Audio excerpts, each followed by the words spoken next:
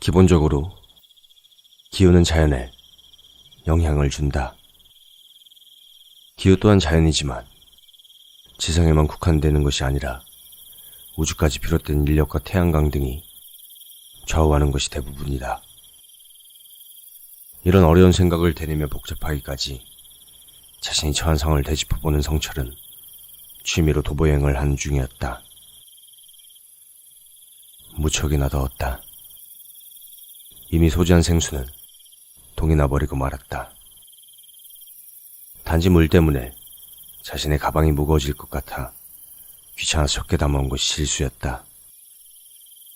조금만 물을 안 마시면 장대비같이 우수 쏟아져 내리는 땀에 체내 수분은 몸에 바로 와닿을 만큼 탈수 현상을 일으켰다. 살기 위해 물을 마신다. 하지만 곧 보충된 수분은 다시 빠져나가 버린다. 여름이 점점 더워진다 싶었지만 올해 여름은 악명이 자자한 동경의 여름 마냥 살인적이었다. 더군다나 인적이 아예 없는 길이라 흔히 편의점 하나는 고사하고 민가조차도 없었다. 그나마 싸온 김밥과 김치 덕에 염분 부족은 면했지만 음식이라는 것이 먹으면 먹을수록 물도 같이 원하게 되는 탓에 음식을 먹는 일조차도 고역이었다. 그리고 생수는 동이 났기 때문에 뭔가를 마실 방도가 없었다. 목이 너무 아프다. 수분이 있는 대로 빠져나가서 목이 아예 말라버린 탓이다. 헛기침이 자꾸 나올 정도니 입술은 파르르 떨리고 다리는 제대로 들지 못해 땅에 질질 끌며 걸어간다. 너무 덥다. 성철은 목마름도 문제였지만 자신을 끊임없이 괴롭히는 악질적인 더위에 몸부림쳤다. 조금만 나무 그늘 밖으로 거닐면 바로 쏟아지는 현기증과 피부에 그대로 와닿는 화끈함에 머리가 지끈지끈거리는 지경이었다. 그나마 자신의 갈증을 달래주는 건 길 가다 가끔 피어있는 산딸기나 뱀딸기, 까마중 따위를 따먹는 일이었다. 그런 와중에 성철은 잠시 자리에 서서 귀를 기울인다. 쪼르르 하는 작은 물소리가 들려왔기 때문이다. 성철은 기운을 짜내어 성큼성큼 기리하는 풀숲을 헤쳐서 그 소리를 따라갔다. 그리고 그곳에는 정말 가늘게 흐르지만 맑은 약수가 흐르고 있었다. 산을 타고 내려온 약수가 경사진 곳에 내는 약수 소리가 없었다면 이 잔잔하고 좁게 흐르는 약수를 찾아낼 수 없었을 것이리라. 성철은 주위를 둘러보고 물속도 들여다보면서 마셔도 되는 깨끗한 물인지 판별한 다음 고개를 그대로 쳐박고 물을 마시기에 이르렀다. 다소 갈증을 해소한 다음 손을 씻고 깨끗해진 손으로 물을 떠서 다시 마신다. 그리고 비어버린 생수병을 물통에 담는다. 그렇게 물을 마신 김에 잠시 쉬어가기로 하며 습기를 머금은 돌무더기에 그대로 몸을 뉘었다. 진짜 죽는 줄 알았네. 갈증이 해소되자 그 다음으로 나타나는 건 허기였다. 그렇게 아까는 심한 목마름 때문에 먹지 못했던 김밥을 마저 그 자리에서 해치웠다. 그리고 나니 또 몰려오는 것은 근육통과 약간의 식곤증이었다. 그래서 성철은 핸드폰에 알람을 맞춰놓고 잠시 낮잠을 자기로 했다.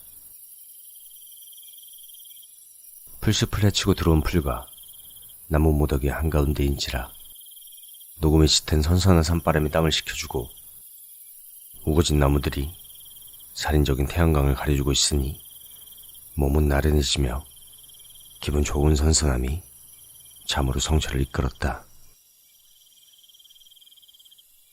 그렇게 얼마나 꿀같이 달콤한 잠에 빠져 있었다. 하지만 성철은 알람 소리를 듣고 잠에서 깨었다. 나뭇잎들 사이로 내려오는 햇빛이 많이 누그러진 것으로 보아 햇살이 쨍쨍히 내리쬐는 시간대는 지나간 듯했다. 그래도 아직은 다가올 정도의 빛이었지만 잘 곳을 찾다 보면 날은 금방 저물기에 성철은 옆에서 흐르고 있는 약수로 대충 얼굴과 머리를 씻어내고는 곧바로 자리에서 일어섰다. 그리고 짐을 챙기는데 성철은 아무 생각 없이 약수가 흘러내려온 방향을 바라보았다. 성철은 아무 생각 없이 바라본 방향에 기와집이 있는 것을 보고 의아해했다. 집이 있는데 사람이 다니는 길이 없었다. 그것은 말이 안 되는 일이었다. 뭐 그래도 오늘 하루 묶어갈 수 있는 민가를 찾는다면 더 이상 발걸음을 애써 옮기며 걸어다닐 필요가 없었기 때문에 성철은 다소 가파르고 험난한 산을 타고 걸어 올라가기 시작했다. 기와집은 의외로 가까운 곳에 있었다.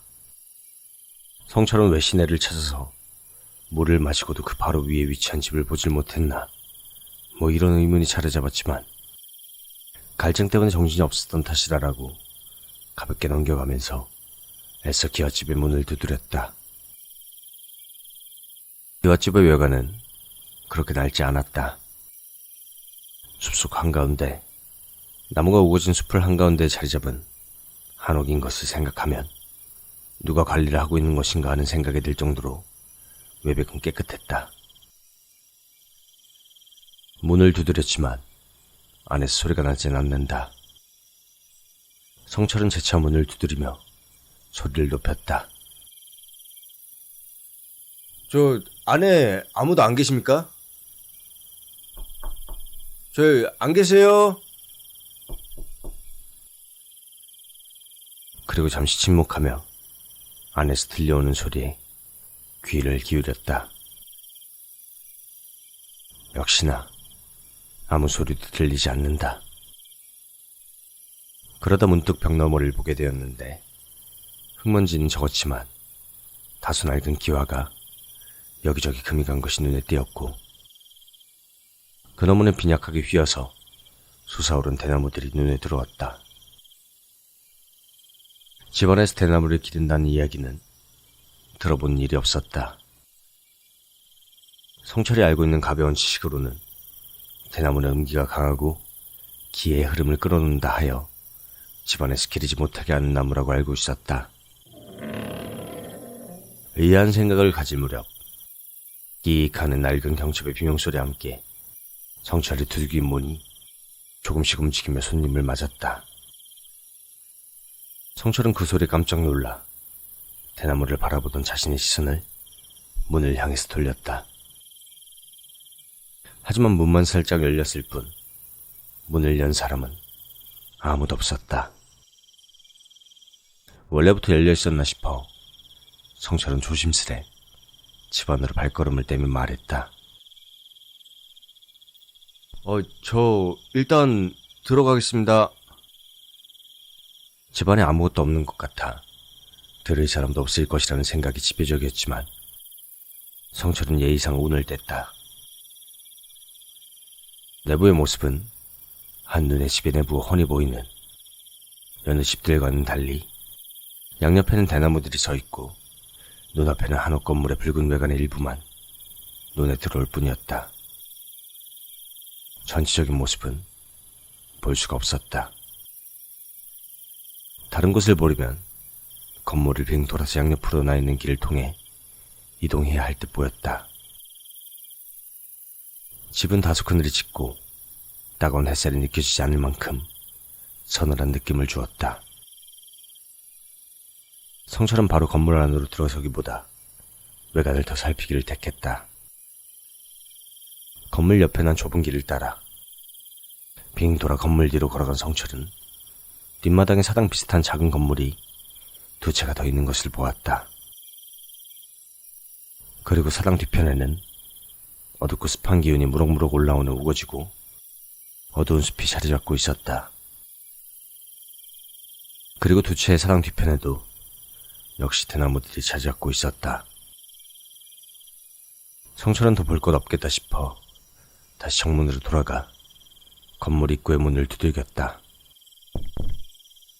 하지만 아까도 대답이 없던 집인 터라 역시나 이번에도 대답은 없었다. 성철은 혹시나 문이 안 열리면 어쩌나 싶어서 문이 잠겼는지 시험해보기 위해 낡은 목재 현관을 옆으로 지켰다. 문은 너무나 쉽게 그리고 낡은 경첩에 소름 끼치는 소리를 내며 그렇게 천천히 열렸고 건물의 내부를 보여주었다. 먼지가 그득히 쌓인 목재바닥에 드러나며 창을 통해 내리쬐는 햇살이 전혀 따뜻함을 주지 못할 정도로 어두운 내부가 드러났다. 퀴퀴한 먼지 냄새와 곰팡이 냄새가 코를 저릿하게 자극했고 그와 동시에 건물의 외부와는 이질적인 그 분위기에 성철은 그냥 이곳을 나가서 다른 인가를 찾을까 신중하게 고민해야 했다. 솔직히 말하면 무서웠다. 건물 내부를 보자 왜 아무도 성철의 부름에 대답을 하지 않은 나를 깨닫게 되었던 것이다. 이곳은 원래부터 버려진 집인 탓이다. 그러나 성철은 다시 밖으로 나갔을 때 민가를 찾지 못하면 지붕도 없이 이 숲속에서 밤이슬을 맞으며 지내야 한다는 것을 인지하고 나니 발걸음이 쉽게 떨어지지 않는 것이었다. 설마 어떻게 되기야 하겠어? 눈 한 번 딱 감고 날이 저물면 무섭다는 생각이 들기 전에 먼저 자버린 다음에 날이 밝는 대로 바로 일어나 나가버리면 그만이었다. 머릿속으로 최대한 합리적인 결과 계획을 이끌어낸 성철은 밤에 숲속에서 노숙하기보다 건물 안에서 보내기를 택했다. 그리고 숲속보다는 실내에서 불 켜고 자는 것이 더욱 덜 무섭고 안전하며 당연 노숙보다는 안락할 것이라는 것을 위안 삼아 결심을 굳게 다졌다. 그리고 얼마 뒤 간단한 육포와 말린 과일로 배를 채운 성철은 자신의 선택에 탁월했음을 새삼 감탄까지 하며 마음을 놓기에 이르렀다. 날은 너무나 빨리 저물었고 2시였다면 이제 막 저녁을 뭘로 먹을까를 고민하며 퇴근을 준비하고 있었을 시간이었지만 지금은 바로 수면에 들어야 할 시간이 되었던 것이다. 풀벌레 소리가 요란하게 귓가를 홀리고 밤바람에 서로 몸을 부대끼며 사각거리는 수많은 나뭇잎들까지 현재 이곳이 어디인지를 확실히 인식시켜 주었다. 하지만 이 건물의 외관에 압도당한 탓에 그 소리들은 전혀 낭만을 불러일으키지 못했고 새삼 뭔가 나타난 것인가 싶어 깜짝깜짝 놀라게 만들지는 않으면 다행인 것이다. 건물의 중앙에 위치해 있는 널찍한 크기의 방에 자리를 잡았는데 바닥에 먼지가 하도 많은 탓에 바닥을 대충 쓸고 텐트를 쳐 잠을 정해야만 했다. 현관에 위치한 방은 창문이 제대로 바람을 막아주지 못하는 탓에 더욱 낡았고 춥기까지 했다. 그리고 맨 안쪽 방에 있는 알 수 없는 부적들과 처음 보는 제기가 을씨년스럽게 올려져 있는 걸상이 마음에 들지 않았기 때문에 아무것도 없고 넓기까지 한 정중앙의 방을 택한 것이다. 젠장. 잠이 안 오잖아. 나지막히 한마디를 읊조린 성철은 현재 잠이 오질 않아 골머리를 썩는 중이었다. 썩어도 푹 썩는 것이 분위기가 점점 불안감을 조성해서 빨리 잠은 자야겠는데 계획한 것과 정반대로 잠이 오질 않는 이유는 낮에 낮잠을 푹 자버렸기 때문일 것이다. 포만감이 좀 들면 잠이 잘 오려나? 성철은 결국 내일 아침 식사로 남겨두었던 육포와 말린 과일들을 모조리 먹어버리고 아껴두었던 땅콩에 감자칩까지 먹어버렸다.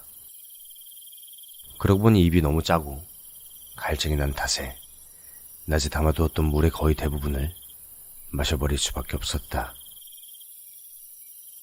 그리고 난 소변이 몹시 보고 싶어지는 것은 본인까지 예상했을 정도로 당연한 일이었다. 하지만 이런 어둡기 짝이 없는 곳에서 볼일을 보러 나가고 싶진 않았다. 여기 정말 사람 살았던 건 맞나? 이 건물에는 부엌은커녕 몸을 씻을 만한 세면장이나 화장실도 없었다. 방 안은 장롱에 이불 한 채, 장식품이나 가전제품 하나 없었고 아예 수도나 전기 따위는 들어오지도 않는 곳이었다. 야외 화장실인가 싶어 아직 날이 밝았을 때 찾아보았지만 이 집안 어느 곳에도 화장실 따위는 존재하지 않았다. 결국 볼일을 모르면 알아서 봐야 한다. 하지만 어떤 건물인지도 모르는데 건물 안에서 아무렇게나 볼일을 보기는 껄끄러웠기 때문에 결국 랜턴을 들고 건물 밖으로 나가서 볼일을 보기로 했다. 포탄의 불바다를 무릅쓰고서 고향 땅 부모 형제 평안 두려움을 떨치기 위해 군가 중에 그나마 부르기 좋아했던 그 부분을 불러본다. 나는 대한의 자랑스러운 육군 병장 전역자다. 이렇게 생각하며 건물 밖으로 나간 성철은 나가기가 무섭게 그냥 현관 바로 옆 벽에다가 볼일을 보게 되었다. 그리고 바지 지퍼를 올리던 참이었다.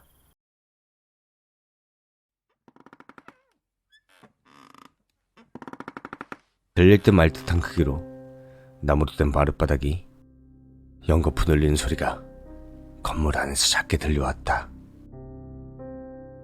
말 그대로 소스라치게 놀라 어깨를 바르르 떨며 움츠린 성철. 순간 주변의 공기가 달라진 듯한 착각을 해 주변을 이리저리 둘러보았다. 스스로 한밤중에 이 건물은 어떻게 생겨먹었을까를 생각해보았지만 정말 틀린 생각이었다. 그냥 코앞에 서 있는 건물조차도 랜턴을 비추는 것만 조금 보일 뿐 아무것도 보이질 않았다. 성당을 다니면서 가끔 듣는 말이 빛은 어둠을 가른다. 뭐 이따위 문장이었는데 그것 또한 틀려먹었다. 어둠이 주변을 삼키면 빛은 그냥 반짝이는 모래 알갱이 따위 정도에 불과한 것이었다. 한밤중에 숲속을 안 걸어본 것은 아니었지만 이곳은 정말 그 어둠이 심연이라는 단어를 쓰면 좋을 정도로 짙고 무거웠다. 성철은 침을 한번 삼켜본다. 소리가 날까 하여 숨까지 참아가며 침을 삼킨다. 건물 안에서 난 소리는 건물이 낡아서 그런 것이다. 쥐가 지나간 탓이리라 잘못 들었겠지. 두고 온 물건 중 하나가 쓰러지면서 낸 소리겠지. 오만 가지 생각을 다하며 합리적인 답을 찾으려 했었다. 그리고 마지막으로 건물 안으로 다시 들어갈 것인지 아니면 가져온 랜턴과 스마트폰 2개만 덜렁 들고 이곳에서 달아날 것인가 정말 진지하게 고민한다.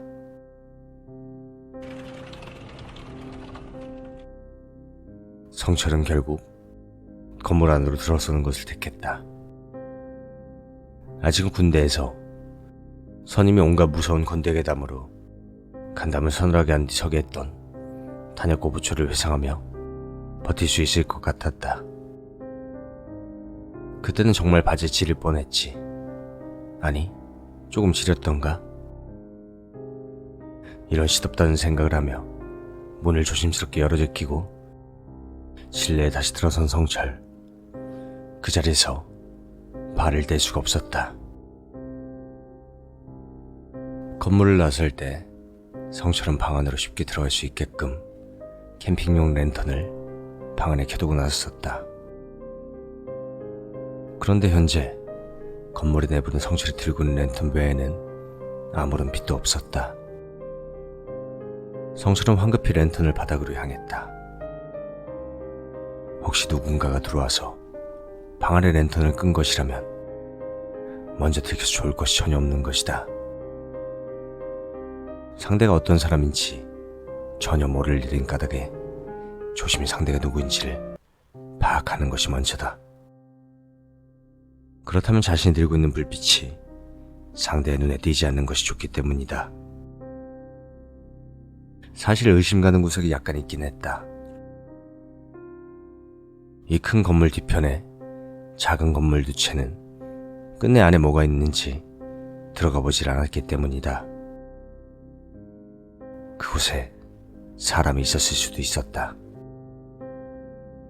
그리고 밤에만 쓰이는 특이한 건물이라 사람이 밤에 찾아왔을 수도 있었다. 하지만 또 의아함 이후에 소름 끼치는 사실은 이 건물에는 뒷문 따위가 전혀 없었고 창문도 현관 옆에 난 창문들 외엔 전혀 환풍구 따위조차도 없었다. 그런데 낮에 확인할 때 건물 내부에는 아무도 없었고 자신이 볼일을 보러 나왔을 때에는 현관 옆에서 떠나질 않았기 때문에 그동안 누가 들어왔다는 가설도 앞뒤가 맞지를 않는 것이다. 그 사실이 머리를 스쳐가자 소름이 끼치고 오금이 저려 다리가 바들바들 떨릴 지경이었다. 지금이라도 도망가고 싶은 생각이 간절했지만 본인의 텐트가 있는 방을 향해 발걸음을 계속해서 옮겨갔다. 성철은 방문의 틈새로 고개를 조금 내밀어 바라보고는 눈물이 뚝뚝 떨어질 정도로 놀랄 수밖에 없었다. 방 안에는 사람 형상을 한 무언가가 바닥에 납작 엎드려서 이리저리 방 안을 기어다니고 있었는데 성철이 먹고 정리하지 않은 감자칩 봉지나 육포를 담아두었던 비닐봉투 따위에 냄새를 맡고 있었다. 옷은 옷의 화려한 한복을 빼입었고 머리는 온통 산발하고 있었기 때문에 얼굴은 잘 보이지 않았다. 더욱 성철이 기겁하게 만든 것은 그 움직임이었다. 마치 갯벌의 개나 수풀의 거미 마냥 사지를 길게 늘어뜨리고 기어다니는 꼴이 전혀 사람 같지 않았기 때문이었다. 그러다 그것이 성철을 바라보았다. 인간의 세계라기 너무 짙고 어두운 빛의 색깔의 온통 검은자일 뿐인 눈. 그럼에도 대룩대룩 눈알을 굴리고 있다는 것을 알 수 있을 만큼 크게 돌아가는 눈알과 입이까지 찢어질 것 같은 잎살을 보이는 누렇고 온통 부스러진 이빨들. 성철은 본능적으로 이곳에는 무슨 일이 있더라도 달아나야겠다는 생각이 지배적이었다. 하지만 그런 생각이 성철의 몸을 지배하는 그 순간 그 무언가 또한 성철에게 소름 끼치는 속도로 기어오기 시작했다.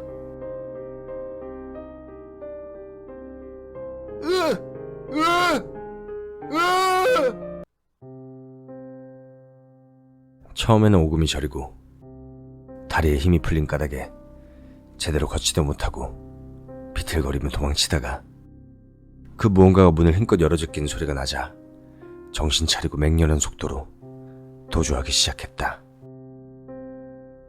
두려움을 떨치고 최대한 몸에 힘을 주기 위해 있는 힘껏 고함을 치며 내달린 성철은 불과 반각의 시간도 채 되지 않아 숲속 한가운데를 있는 힘껏 달리고 있었다. 분명히 물을 마셨던 곳을 기억하고 있었다. 그곳을 기점으로 방향을 잡아 조금만 나아가면 그가 걷던 인도가 나올 것이고 그 길을 따라 달리다 보면 언젠가는 인가가 나올 것임을 의심치 않고 있었다. 하지만 그가 물을 마셨던 그 물 흐르던 곳이 나타나질 않았다. 아무리 뛰어내려가도 그런 곳은 나타나질 않았고 끊이질 않는 숲과 나무들 뿐 그 무엇도 없었다. 뒤를 돌아보고 싶지 않았다. 뒤를 돌아보는 순간 그 소름 끼치는 무언가가 자신을 향해 달려들 것 같았기 때문이다. 바스락대는 요란한 소리가 귓전을 강타했다. 성철은 두려움에 온 얼굴을 일그러뜨리고 뒤를 돌아보았다. 이제 그 무언가는 들짐승 마냥 양팔을 있는 대로 휘저으며 그대로 달려오고 있었다. 그 흉측한 아가리를 쩍 벌린 채 두 눈을 크게 치켜뜨고 달려오고 있었다. 오지마! 오지마! 오지마! 성철은 다시 한번 기겁해서 가옥 분지에 다리를 눌렸다. 이젠 산을 달리 내려오는 것인지 굴러 내려오는 것이든 모를 만큼 허겁지겁 내려오는 모양새였다. 그러다가 어느 순간 뒤에서 들려오던 소리가 멎었다. 성철은 그래도 속도를 줄이진 않았다. 그냥 다시 한 번 더 뒤를 돌아보았다. 그 무엇인가는 더 이상 성철을 따라오지 않았다. 뒤쪽에는 아무것도 보이지 않았다. 하지만 그런다고 제자리에 서거나 속도를 줄이고 싶은 생각은 추호도 없었다. 성철은 계속해서 산속을 달려나갔다. 그리고 성철은 얼마 지나지 않아 사람들이 오가는 길가를 찾았다. 성철은 동이 터오는 아침까지 길을 걸었고 그 길은 숲길에서 인도로, 인도에서 차도로 바뀌어 버스 정류장이 있는 시내까지 찾게 되었다. 그 길로 성철은 집으로 귀가했다. 밤새 잠도 자지 못했고 발을 열심히 놀린 탓에 성철은 버스 안에서 쓰러지듯 잠을 자버렸다. 밤새 갑자기 내리기 시작하는 이슬비는 어느새 가랑비가 되어 끊임없이 내리고 있었다. 성철이 집에 돌아오고 나서도 가랑비는 멎을 줄 몰랐다. 집에 오자마자 침대 위에 몸을 던지고 늘어지듯 잠을 잔 성철은 꽤 오래 잔 것 같은데도 계속 내리고 있는 가랑비에 좋지 못한 느낌을 받았다. 성철은 전화기를 꺼내들어 친구에게 연락했다. 꽤 긴 시간의 통화 연결음이 울렸음에도 성철은 점점 좋지 않은 느낌을 받았다. 이번에는 어머니께 전화를 드리기로 했다.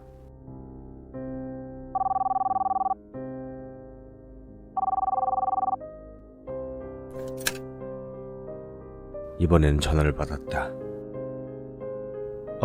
여보세요? 엄마? 그래. 성철이니? 왜? 아니야. 나 서울 도착했다고. 그랬구나. 잘 다녀왔니? 어머니의 음성이 다소 세련됐다. 친절하다. 성철은 마음의 위안을 얻는다. 그냥 여행 길게 생각했는데 이만 쉬고 집에서 보내다가 다시 회사 나가려고. 그렇구나. 그런데 성철아, 지난번에 놓고 간 건 언제 가지러 올 거니? 뭐 말하는 거야, 엄마? 별건 아니고 네 텐트하고 배낭.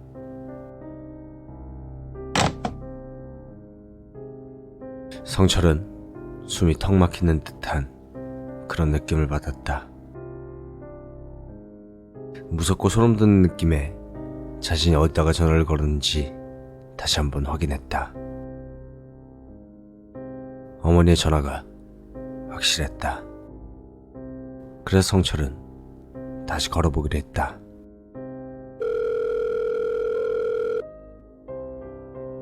안 받는다. 통화 연결음이 길어질수록 성철은 수렁 속에 몸이 잠기듯 불안감에 휩싸였다. 전화를 끊고 집 밖으로 뛰쳐나갔다. 거리에는 아무도 없었다. 어제 서울로 올라올 때까지만 해도 분명히 사람들이 있었다. 사람들이 있었나? 분명히 버스를 타고 왔는데 운전기사가 어떤 사람이었는지, 같이 단승객이 어떤 사람들이 있었는지 아무것도 기억이 나질 않는다. 집에 오는 동안 누군가 마주치긴 했었나? 어딜 거쳐서 왔지? 언제 도착한 거지? 나 집에 오긴 했었나? 생각이 거기까지 미치자 성철은 주변을 다시 둘러보았다. 주변은 아무것도 보이지 않는 칠흑 같은 암흑과 적막한 뿐인 한옥집의 집안. 자신의 텐트가 아무렇게나 내팽개쳐져 가장자리에 뒹굴고 있던 방 안이었다. 사지를 전혀 움직이지 못하고 머리가 쭉 펴지는 소름과 마주하고 있던 성철의 등 뒤에서 누군가의 목소리가 들렸다.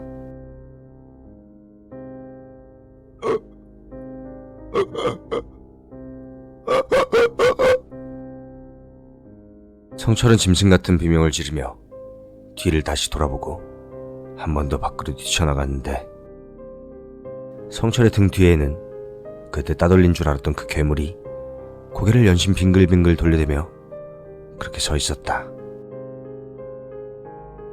고개가 계속 돌아가면서 혓바닥은 모가지 아래까지 늘어지고 몸은 좌우로 심하게 흔들리고 있었다. 성철은 건물 밖으로 나서서 대문을 열기 위해 안간힘을 썼다.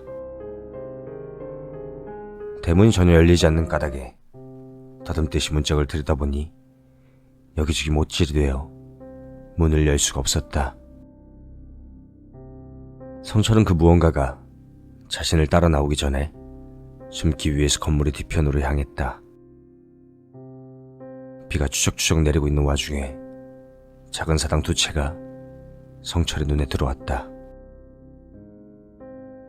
사당의 뒤편에 어둡고 음침하게 짝이 없는 심림이 그를 삼킬 듯 했지만, 자신을 따라오는 그 괴물이 더욱 두려운 것은 말할 것도 없었기 때문에 사당 중 아무 곳이나 골라잡아 들어가서 몸을 숨겼다. 사당 내부는 조금은 큰 나무 불상에 못쓰여 있는 단상과 언제 받쳐졌을지 모를 재기 위에 말라 비틀어진 과일 쪼가리들이 있었고, 불상의 뒤편에는 괴악하게 생긴 나한들이 힘껏 전방을 노려보고 있었다. 성철은 급히 불상의 아래로 몸을 숨겼다. 얼마나 시간이 지났을까?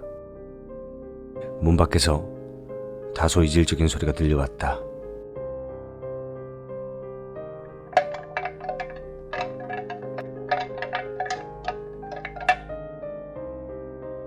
아무래도 뼈가 이리저리 움직이며 내는 소리 같았다.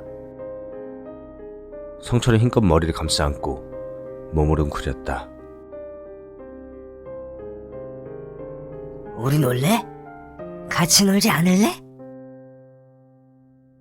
웬 노파가 어린아이를 흉내내는 것 같은 새된 쇳소리였다. 같이 놀자. 같이 놀자. 같이 놀자, 같이 놀자, 같이 놀자. 말이 거듭될수록 덜그럭거리는 소리도 심해진다. 더 이상 풀벌레 소리 따위는 들려오지도 않는다. 귀를 틀어막고 있어도 들려오는 이 소름 끼치는 소리들은 정말 이러다가 미쳐버리는 것이 편할 것 같다는 그런 생각마저 들게 해주었다.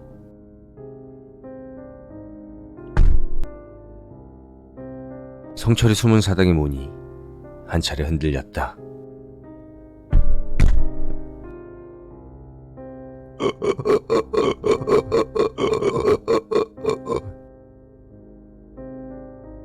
목매달아 나는 것 같은 불쾌하고 소름 끼치는 소리가 계속해서 들려왔다.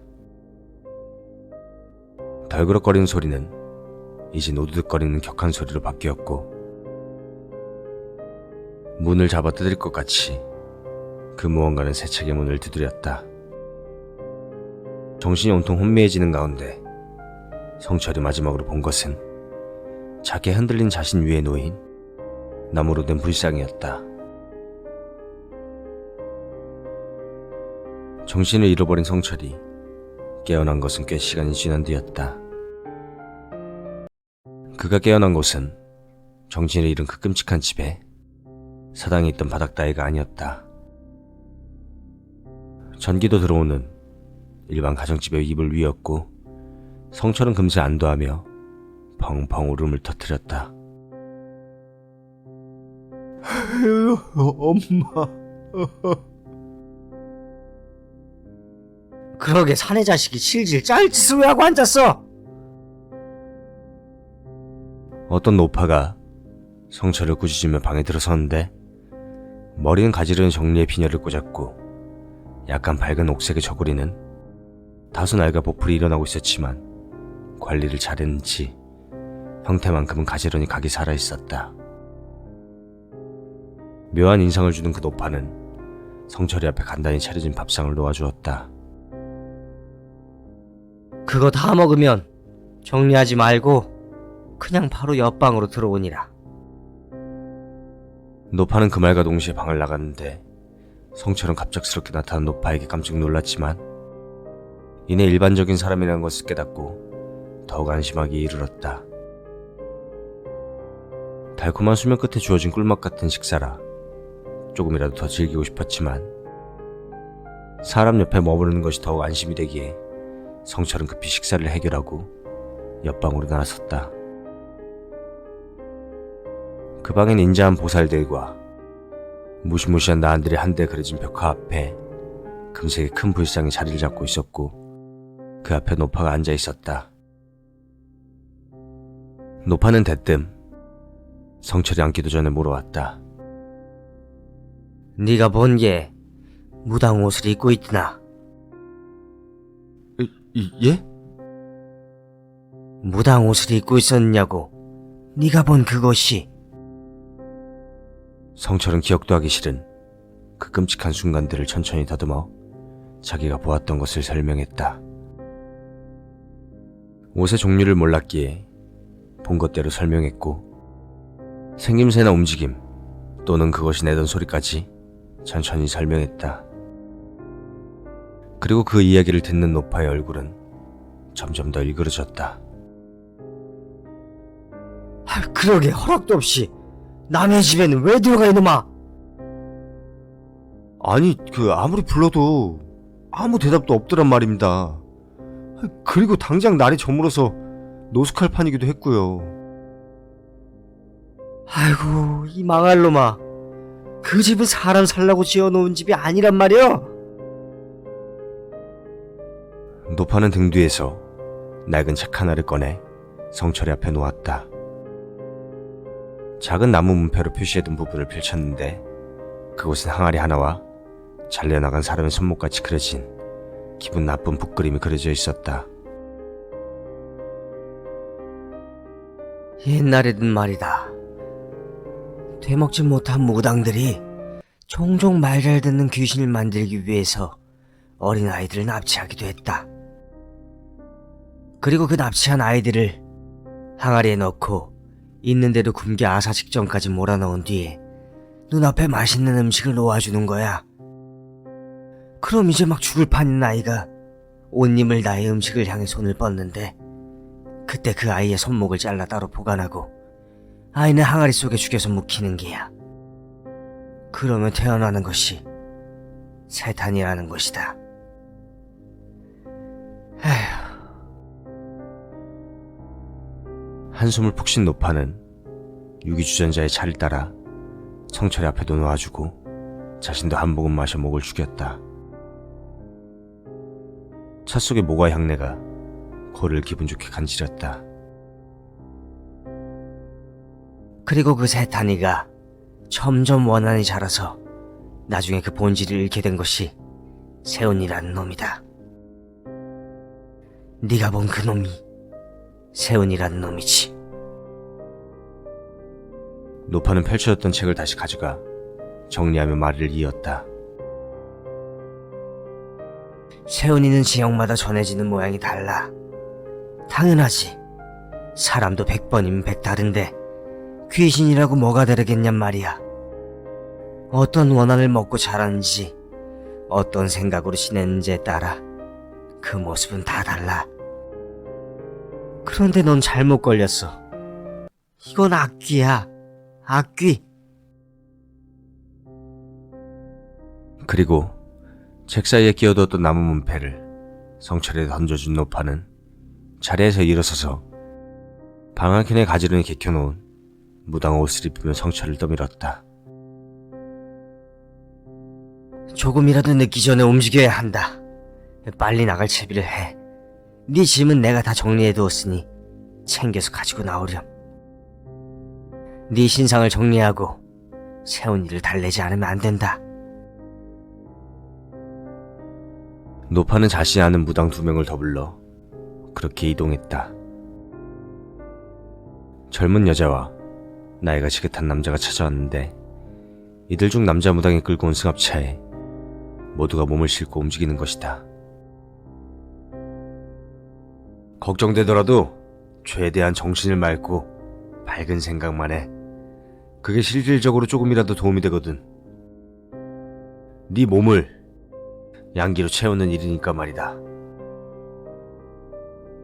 사람 좋은 미소를 지으며 격려해주고 충고해주는 남자 무당의 눈은 전혀 웃고 있지 않았다.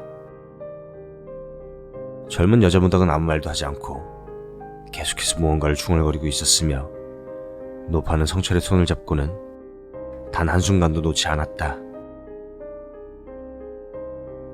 이윽고 승합차는 성철에게 낯이 익은 숲길에서 그대로 정차했다.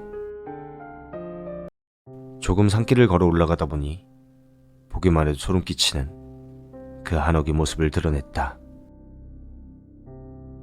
그리고 산길을 올라가는 동안 전에 보았던 약수 따위는 전혀 보이질 않았다.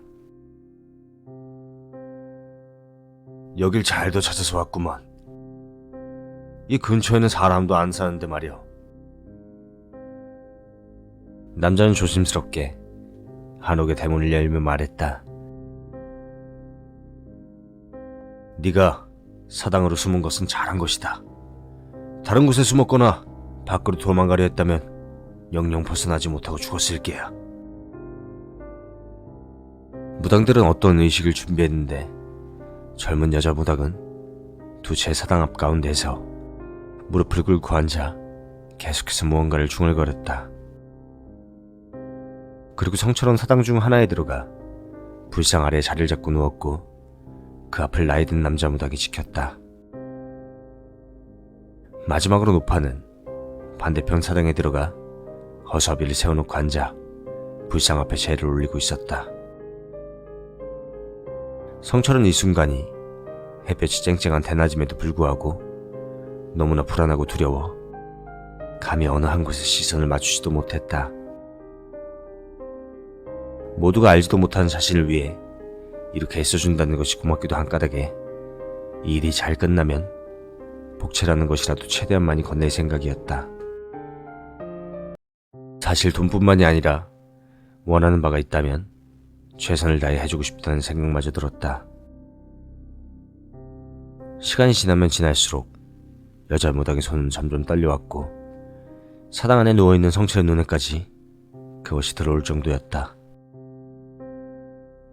그리고 이래저래 성철이 불어나야 할 때마다 그의 앞을 지키는 남자 무당은 뒤를 돌아 눈을 한번 찡긋해주거나 살짝 웃어주는 것으로 성철의 긴장을 풀어주었다. 그리고 날이 저물기 시작했다. 성철이 머물고 있는 사당과 노파가 자리한 사당의 문은 닫혔고 밖에서 알 수 없는 경을 외우는 여자 무당의 그 경소리만 들려왔다. 그리고 머지않아 비가 내리기 시작했다. 빗소리는 들려오나 개구리나 풀벌레 소리 따위는 일절 들리지 않는다.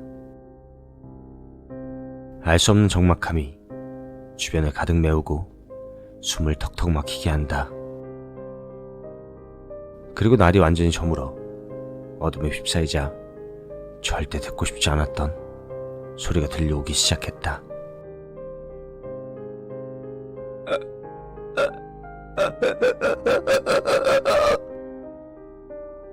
계속해서 경을 외우던 여자 무당의 목소리가 한껏 떨려오기 시작한 그것이 그때부터였다. 그리고 이내 문을 여는 소리가 들렸고 경을 외는 소리가 문을 닫는 소리와 함께 작아진 것으로 보아 노파가 있는 사당에 여자 무당도 함께 들어간 것 같았다. 그리고 소름 끼치는 그 소리는 전날과는 궤를 달리했다.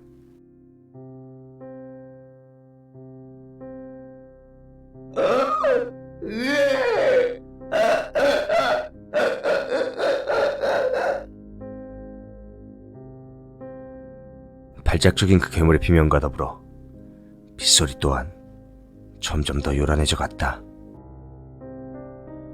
절대로 소리를 내면 안 된다는 말에 성철은 입에 틀어막고 있는 대로 새어나오는 비명을 삼키고 버텼다.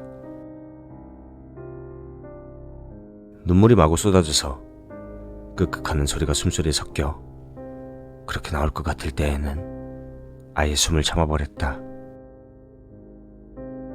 이를 악물고 참으려고 애썼지만 저 무섭고 혐오스러운 괴물이 자기 자신을 찾는다는 두려움에 몸은 사시나무 떨듯 떨려왔다. 남자 무당도 긴장이 안 되는 것은 아니었는지 연신 고개를 들었다가 숙였다가 하는 모양새가 꼭 좌불안석이라는 것을 보여준 듯했다. 그리고 이내 소리가 멎었다. 갔나? 성철은 잠시 희망이란 걸 손에 쥐어보았다. 놓고 싶지 않았다. 이대로 괴물이 자기 자신을 포기했으면 했다. 저 안성철 씨 계십니까? 저 신고받고 왔습니다. 안성철 씨? 낭낭한 남성의 목소리가 들려왔다. 신사가 내는 뚜벅이는 소리와 함께 경찰의 무전기 소리도 함께 들려왔다. 성철은 갑작스러운 경찰이 등장해 혼란스러워지기 시작했다.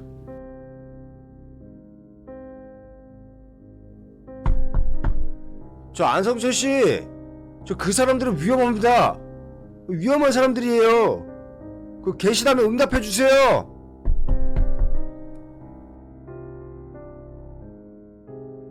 괴물이 일반 사람의 목소리를 흉내내는 것인지 진짜 경찰이 신고받고 온 것인지 도무지 구별이 안 가기 시작했다. 무전기 소리와 구두 소리, 그리고 간간히 들려오는 다른 경찰들 몇 명의 목소리까지 멀리서 들려오는 까닭에 정말 경찰 병력들이 이 집에 수색을 온 것인가 하는 생각이 들었다. 만약 저 말이 사실이라면 나와 같이 있는 이 사람들은 뭐지? 하지만 이내 목소리가 찾아들었다. 적막함이 주변을 다시 메우기 시작했다. 진짜 경찰이었다면 대체 누구의 신고를 받고 왔단 말인가? 경찰일 리가 없는 일일터였다. 하지만 짙은 공포가 판단력마저 흐리게 만드는 중이었다. 그러다 정막을 깬 것은 노파의 음성이었다. 네 이놈! 감히 어디라고 사람 앞에 모습을 드러내? 썩 사라지지 못하냐? 소리를 듣자 하니 노파가 문을 열어지키고 호통을 치는 모양이었다.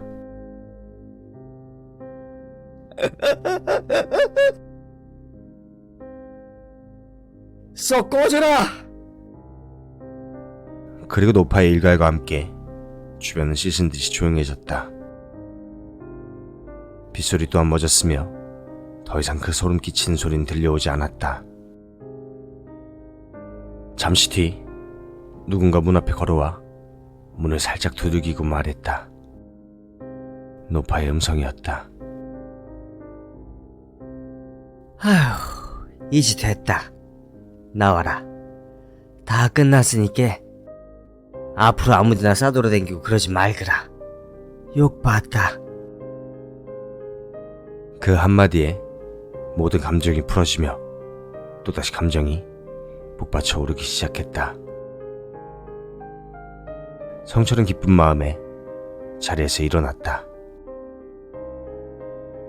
저 정말 집에 가도 남자 무당이 불상 아래서 기어나오며 말하는 성철의 입을 소스라치게 놀라며 틀어막았다. 불안한 적막감이 감돌았다.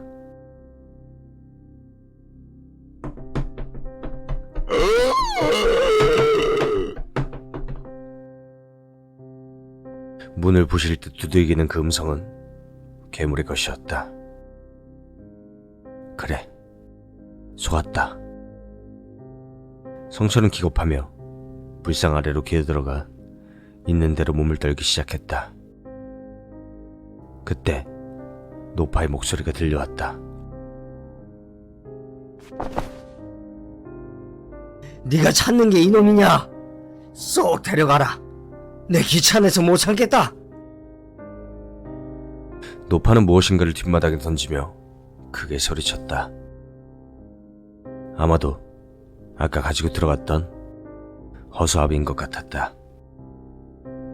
그 말이 끝난가 무섭게 밖에서는 귀를 찢을 듯한 괴성과 함께 뭔가 산산이 부순 소리가 연거푸 주변 공기를 찢었다. 그리고 날이 밝았다. 남자 무당이 직접 문을 열어주어 문 밖을 나선 성철의 눈에 가장 먼저 띈 것은 갈기갈기 찢겨져 나간 허수아비였고 수척한 얼굴의 노파였다. 노파는 성철에게 다시는 모르는 곳에 함부로 발걸음하지 말고 특히 이 근처에는 얼씬도 하지 말라고 신신당부를 했다. 그리고 성철을 집으로 보냈다. 집으로 돌아온 성철은 제일 먼저 어머니께 안부 전화를 했다. 진짜 어머니임을 확인한 성철은 울고불고 수화기를 붙잡고 늘어졌으며 전화를 받지 않던 친구들에게도 전화를 일일이 걸었다. 그리고 쉬고 싶은 대로 쉬고 먹고 싶은 것은 다 먹었다. 그리고 불안한 마음을 떨치기 위해 애완견도 사서 기르기 시작했다. 종교를 믿었으며 집에는 십자가를 방마다 걸어놓았다. 그렇게 성철은 약간의 후유증을 남기고 평범한 일상생활로 돌아왔다. 그리고 몇 개월이 지났다. 한창 회사에서 문서 작업 중이던 성철의 스마트폰이 빛을 내며 전화가 온 것을 알렸다. 누가 업무 중에 뱃소리를 그렇게 크게 키워놓나? 예, 죄송합니다. 성철은 급히 전화를 받으며 자신을 지적한 상사에게 사과를 건넸다. 네, 여보세요? 전화 받았습니다. 야, 이놈아 정신 차려. 당장 거기서 빠져나와. 네? 우리가 데리러 갈 테니까 거기서 무조건 빠져나와. 안 그러면 너 죽어 이놈아. 성철은 주변을 둘러보았다. 한 치 앞도 보이지 않는 곰팡내 나는 방 안에는 온갖 부적들이 붙어 있었으며 낡은 재개들이 올려진 상이 하나 있었다. 그리고 그 앞에는 자기 머리보다 더 크게 입을 쩍 벌리고 서서 삼척이 넘을 것 같은 긴 팔을 앞으로 뻗어오고 있는 무당 옷을 입은 무엇인가가 하나. 찢어질 것 같이 크게 치켜든 검은 눈 아래는 울부짖는 성철의 모습이 비치고 있었다.